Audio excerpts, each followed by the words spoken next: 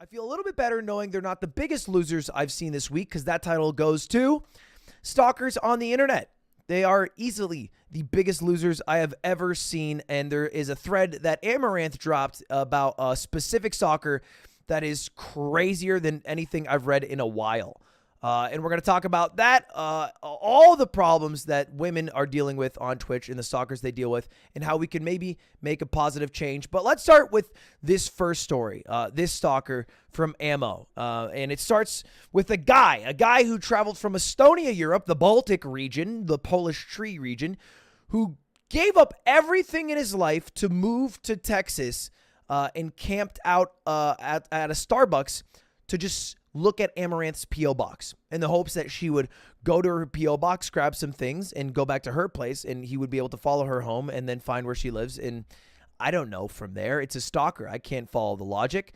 He did that for 44 days and 33 minutes. Now, throughout all of this, Amaranth was tracking it because, I mean, she's on top of her shit. She's a boss-ass bitch. Nobody fucking with her. But this guy, he did like a scorched earth. He sold everything in his home in Estonia, even his own cat. Came to the U.S. and started streaming this whole stalking affair. He got a cat in the U.S. that was a stray, and then it disappeared, and he was being really weird, talking about how he needs to do this even though he knows it's wrong. And he would send messages to Amaranth of him butt-ass naked, saying that he knows she wants him to come. Liar, liar, fiance, you want me to come, which all levels of crazy. Eventually, it came to a head when he walked around ominously with a giant, like, musical instrument carrying case. Like, you know, if you have to play the saxophone, you have this giant case that Ammo is concerned might be weapons. And then he showed up to her house.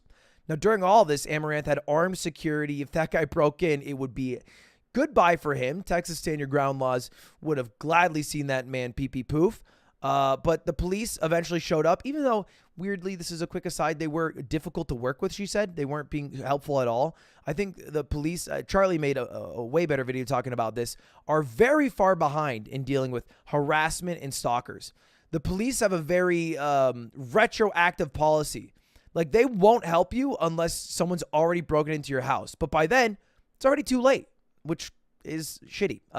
Anyway, they did show up. They arrested him, and he was deported, and he is no longer in Houston, Texas, and that's what she said is all she can say for now. But crazy fucking situation.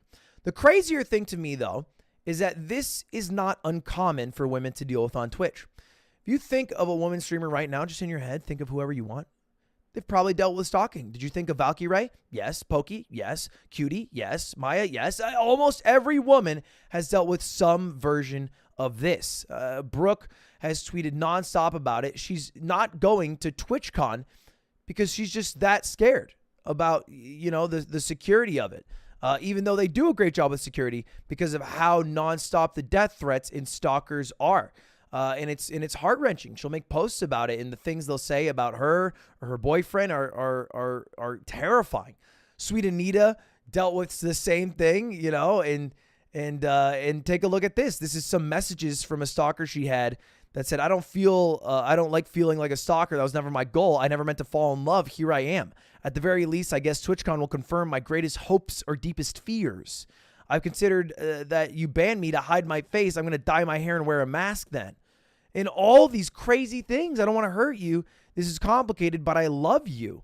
And it's just, it's pure unadulterated delusion. It is just clear delusion. So I get why someone like Brooke wouldn't want to go to TwitchCon looking at just a few of those messages that Brooke is getting about someone who's trying to see her at TwitchCon.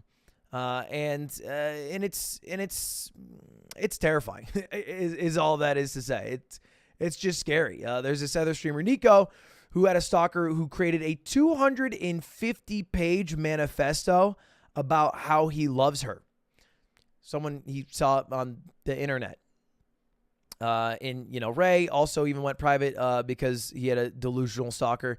And it feels like no matter what you do, if you are a woman on Twitch, this will happen to you. You know, even if your content is just like the most tame, gaming-centric, nothing provocative at all, it'll happen to you.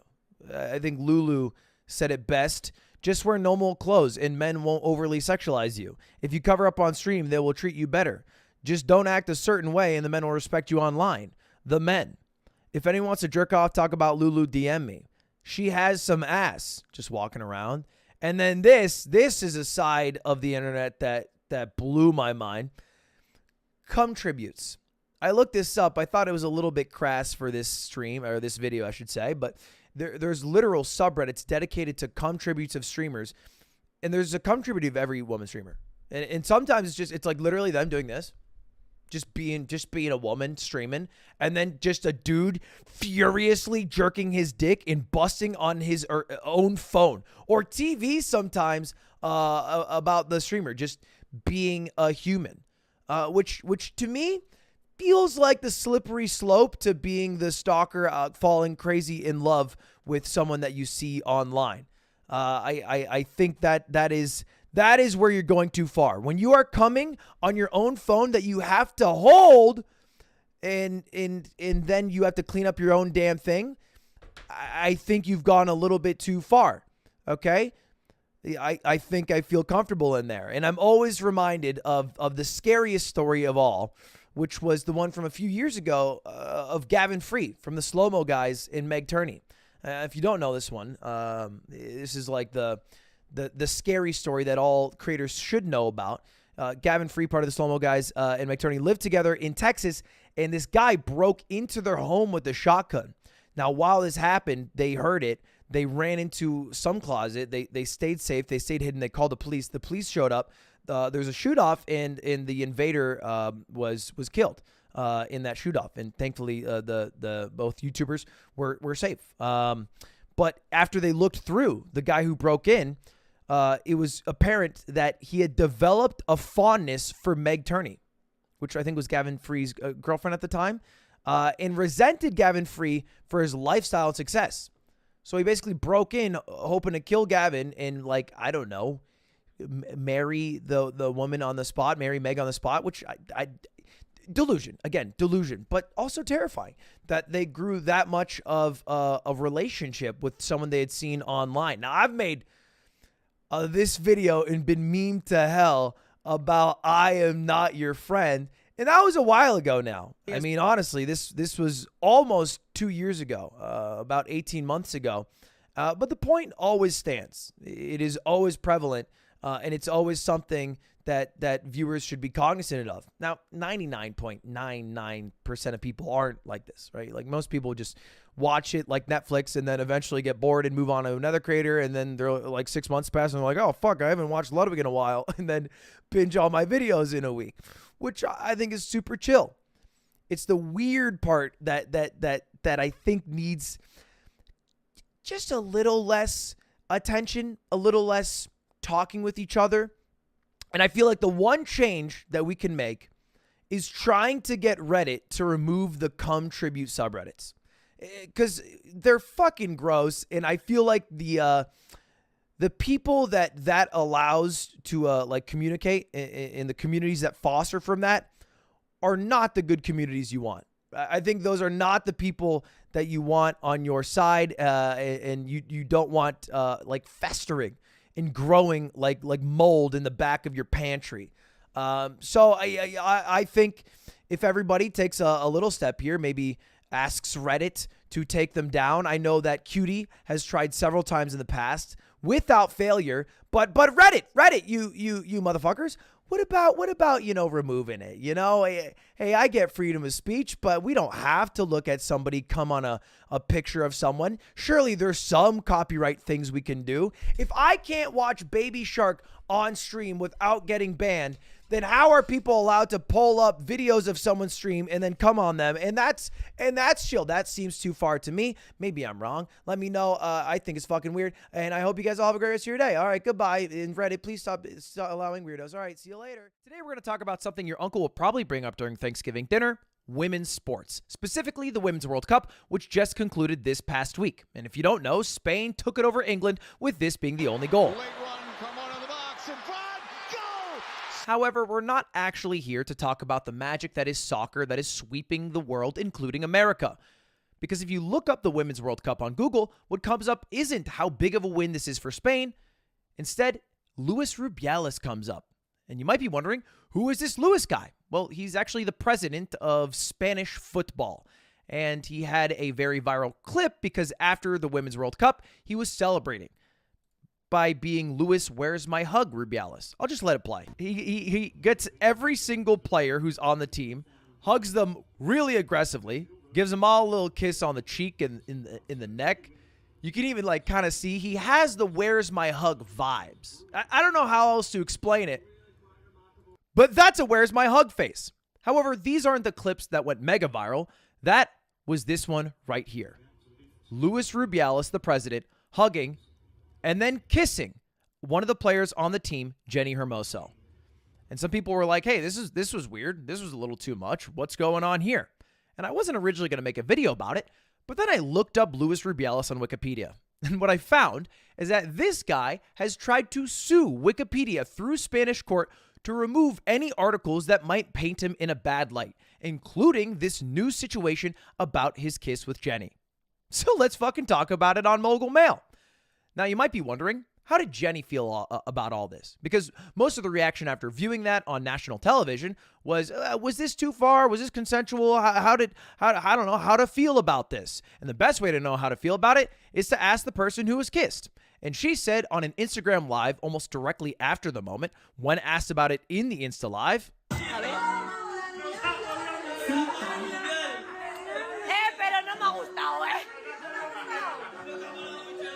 and I don't speak Spanish, but I think it boils down to, well, shit, I didn't like that. And it just appears that she didn't fuck with it. She did not like the kiss. She did not expect to be kissed. She did not want to be kissed. And so what did Luis do in response to this? The president of Spanish football, he probably apologized, right? He probably made amends and got back to doing his work. He just did his best to make everybody feel good about this. No, he didn't do any of this. Of course he didn't do any of this. He said, we shouldn't be paying attention to idiots and stupid people. And then claimed the kiss was a peck between two friends celebrating something. And then after getting a little bit more flack for it, he doubled down in a way and said, well, we saw it as natural, referring to him and Jenny. And then he said, it caused commotion and people are offended, so I guess I must apologize. Let's go back to Jenny for a moment, the person who in the Insta Live said, I didn't like it, and look at her Twitter, where she doubled down and said, hey, I want to make it clear that at no time did the conversation where Luis, Where's My Hug Rubiales, referred to the incident as consensual. That's not true. That didn't happen. I did not like it, which is pretty much all she said the whole time. He went for a kiss. I didn't like it. I think that's fair. Call me crazy. I feel like people should be allowed to say, hey, I liked or did not like when I was kissed. That is like one of the things that you should be able to do as a human. But because of Luis's reaction and inability to take any sort of blame, it led to a larger situation than it might have been. In fact, it got so big that the football union, FootPro, released a statement where over 80 players said they would no longer play in any international matches, including the entire Spanish international women's team who just won the World Cup, until leadership changes are made, aka until Luis Manuel, Where's My Hug Rubiales, steps down. And what did Luis say in response to this? Did he gracefully step down? Did he say, you know what? You guys are right. We should have some leadership change. I'm going to take some time off. No, he said, No voy a dimitir. I'm not leaving. No voy a dimitir. Kind of like Leonardo DiCaprio in Wolf of Wall Street as he's about to get arrested. No voy a dimitir. No voy a dimitir. No voy a dimitir. And the crowd went mild. I'm not going to resign. I'm not going to resign. I'm not going to resign. He's not going to resign. He's not going to resign. And what was the football's world's response to this? Well, everyone condemned him, including the coach of FC Barcelona, who said, I give my support to Jennifer Hermoso and the players. I condemn the Spanish Football Federation and the president. And that was also echoed by the manager of Real Madrid, as well as the deputy prime minister of Spain. And there was even the La Liga team, Cadiz CF, which I said incorrectly, and people are going to get mad at me, who made a statement at their game saying, we stand with Jenny. So the football world as a whole is with her, which makes sense, because all she is a woman who's good at football, won a World Cup, wanted to celebrate, got kissed by her boss, said, I didn't like that. And then her boss was like, no, she did like it. We actually, like, it's a peck. We actually, like, are really tight. And she's like, no, just to clarify, I really didn't like it. Like, that was her stance. He kind of tried to lie and say that they were in it together. But she was very clear about her stance the entire time. And now you might be wondering, what did they do? Did it perhaps at this point resolve? Did the Spanish Federation say, you know what, Luis, it's time to pack it up. You got a job elsewhere. You got a bright career with your bald ass head, but it won't be here. No. Spain's women's soccer team refuses to play until the president is removed. And after that, Spain's Football Federation accuses World Cup winner of lying about the kiss. Lying about the internationally broadcasted kiss, which I don't know how you would do because there's a video of it. This is insane to me. Not only did they say that she lied about it and that this was, an act of fake feminism, they also said that every player who said they will not play has to play. All right, it's their obligation. They went on to say the players had an obligation to participate in matches if they are called, after all 23 members said they would sit out unless Rubiales is removed from his position. So basically, they doubled down. The organization he's a president of, which is not very much a shocker, said he is absolved of all guilt. But luckily, there is a body above who has a little bit more sway, and you might have heard of it because of the video game. FIFA suspended the Spain Soccer Federation president for 90 days. And that's where we land today, August 26th, with Luis Where's My Hug Rubiales. And we'll see. They're going to do an investigation. They have disciplinary hearings. I think people have to show up. It's a whole process, which is good. I like processes. I think people should do like information and research before making, decisions and get all the details in place. And maybe we find out about the other stories that Luis Rubiales is trying to sue Wikipedia so it's removed. Like alleged orgies that he uses company dollars to pay for, or how he allegedly was doing backdoor deals to sell Spain's biggest World Cup to Saudi Arabia. These are all alleged, by the way. You don't have to go to Luis's Wikipedia to find out more and see what shady character he might have. You don't have to do that. All you have to do is enjoy the video and have a great rest of your day.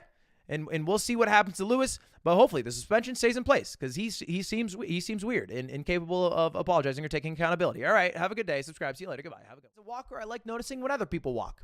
And one fellow streamer, Ginny, has been walking way more impressively than me because she's doing something called a waddle-thon, which I think she invented. She's basically walking across the entirety of Taiwan, which is miles and miles and miles of walking every single day. And it's dope to see because you see things you would never see in your day-to-day life. Even if you live in Taiwan, you probably wouldn't see the streets and the corners that she goes to because she's walking across the whole damn bitch. And it's clear that people are super into this stream. I mean, look how many different countries people are watching this waddle-thon from. If you guys haven't seen it, I'd definitely go check it out and support her. However, in the middle of Ginny's waddle-thon, something kind of weird happened. A guy showed up and stuck around a little bit too long, a little bit suspiciously. Oh my gosh, you scared the shit out of me, Coots. It seemed as though there was a stalker following Ginny, and this was kind of unearthed in part by Twitch chat. So let's just watch this first clip here. We have a yellow and black telephone pole. That means we're in Taiwan. Shout out Rainbow. And you can see across this like busy highway is some random guy in a black hoodie. He's covering his face all the way. And you probably shouldn't be walking on the street in general. It's not really a street to walk on. There's not really a sidewalk. But Ginny's doing it because that's her job. And this guy also happens to be doing it. Not weird by itself. But that's not where it ends. Keep an eye on the timestamp here. 1 hour, 22 minutes. 10 minutes later, we have this clip.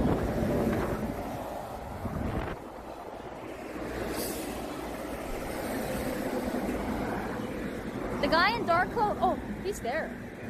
He's there. Do you see him? He's there. So Twitch chat started to catch on that this guy might still be lurking around. So they started to ask her updates occasionally to see if he's still hanging around, if he's still close in proximity, just to keep tabs, just to be safe. That was 10 minutes later. Here's another few minutes later. California. Banger. There's the hood guy. Hood guy is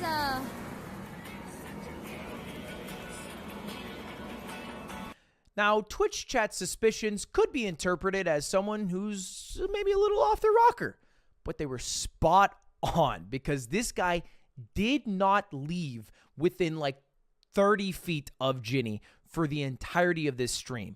This is 40 minutes after he was first spotted on the stream. Ginny's going to take a break at a little cafe. You know, just sit down for a while. Here's the little hoodie guy. She's like, you know what? I want to chill. I've been walking for a while. That is the purpose of the stream after all. Let me sip my coffee. She stays here and talks to chat for 1 whole hour. Just 1 whole hour, looking outside at the ocean, hanging out, having a drink. An hour and a half later, she's walking down. Guys, that guy's still there. That guy was following us. An hour and a half later, still there, just across the street. Now, unless you believe he was coincidentally taking a break at the same exact time, at the same exact location, there is no reason for him to also be across the street from her still. At this point, the guy's just been following her for a few hours, stopping at the same times she does, walking to the same places she does. But this is where it gets particularly weird and honestly a little unsafe and uncomfortable. You can see him right here. It's more sus and scary because he's like not, we cannot see his face at all. He's totally his face covered. Is completely covered. He crosses the street as she's trying to figure out some tech issues because her internet was going down. He doesn't even talk to me. He just like follows. And then he just kind of sits in the bushes weirdly. Look, he's just there. You know? He just happened to get inspired to go across the street to watch the ocean view. So you can see the timestamp here, 3 hours, 55 minutes. Then she finally gets the tech figured out, starts walking by 5 minutes later.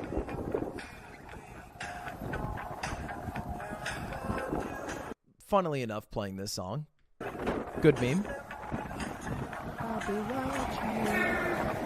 And then she goes past him, films her own face, and after walking by far enough, he gets up from his spot that he happened to be watching the ocean at. It's just bizarre. It's just bizarre stalkerish behavior. Finally, gets a little more comfortable because some other people come from a news station who wanted to interview Ginny on what she's doing to make a story about it because she's walking across Taiwan and it's pretty dope. Clearly, people in Taiwan are interested. And one of the news guys starts filming the stalker after Ginny tells him about the stalker. It's gonna be on the news. Holy shit. And she's memeing that'll be on the news, foreshadowing. Then she does her interview for about 40 minutes. You can see the timestamp, 4 hours, 44 minutes. The filming happened at 4 hours, 2 minutes. 40-minute interview. And then she walks by this bench, and who's there but the stalker guy? I think it really... At this point, it's outright creepy. It's a goddamn disturbance. And there could be some serious shit that happens. When someone covers their face up, it's usually not because they're trying to do fun, good stuff. Did he get up?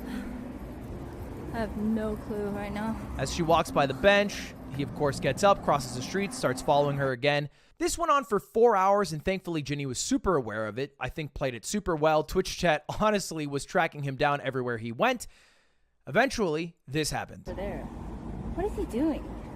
Looks like he's like collecting something. Oh, there's a police officer. Oh, well. I don't know if it was one of the viewers from Taiwan who were watching, but eventually somebody nods the police off, and the police stopped the guy for being weird and for stalking her. And she didn't film too much of this. She kind of moved on and went to a cafe to eat and continued walking because, let's be honest, she's got a lot of ground to cover. But what did happen next was beautiful because he was arrested by the police. Apparently, he was super, super annoying to the police. He was a huge pain in the ass. He was not cooperating at all. They arrested him. Not only did they arrest him, it got on the news that they arrested him. And here's Ginny talking about it. Updates on the stalker. Oh, yes. So there was a news. So apparently he had some like, police said, he got aggressive when police officers were investigating him. But yeah, he went to hospital. He went to hospital. It was on TV news. It was on TV news. So yeah, he's gonna get all the help he needs in the hospital. An amazing outcome, and Ginny could not have handled it better. But there it is. There was somebody who was stalking somebody live on Twitch, and it was thwarted in parts by how well Ginny navigated it, Twitch chat keeping an eye out, and then whoever the viewer was that nodded off the police to stop the creepy guy and get him the help he needs, like Ginny said, to no longer be a creepy stalker, because don't be a creepy stalker, right? Obviously, that's a given. So anyway, thanks for watching. That's your Twitch update for today. All right, and have a good one. All right, goodbye.